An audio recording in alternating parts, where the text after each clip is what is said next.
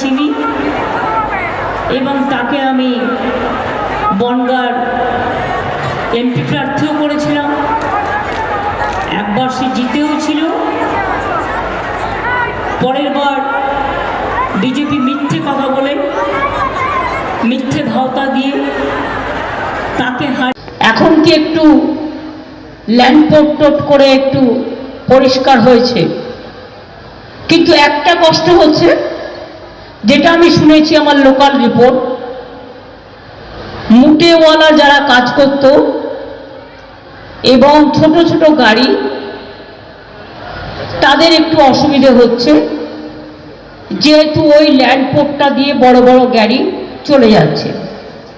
এতে আমাদের রাজস্ব বাড়ছে, গাড়িগুলো তাড়াতাড়ি যেতে পারছে, এটা যেমন ঠিক, সাথে সাথে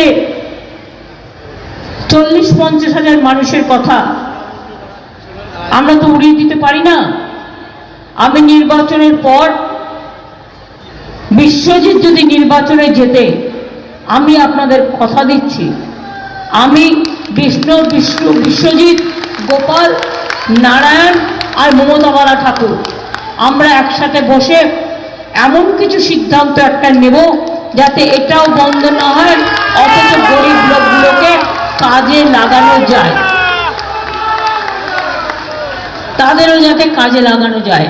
তারাও তো আমাদের ঘরের ভাই বোন, তারা কি খেয়ে থাকবে, তাদের খাদ্যটাও আমাদের দেখতে হবে, এটা আমি মনে করতে যাচ্ছে।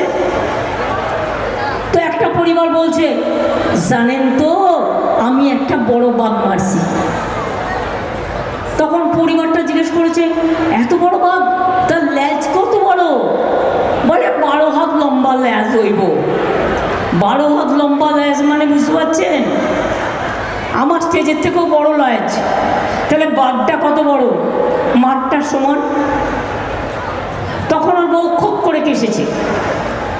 তখন বলছে, মাপি টাপি নাই, 10 হাত হইব। তখন ওর বউ আবার খপ করে কেসেছে। তখন বলছে 7-8 হইব। তখন ওর বউ আবার কেসেছে। তখন ও রেগে গিয়ে বউয়ের ওপর বলছে, তুমি কাইসা কাইসা মইরা যাও।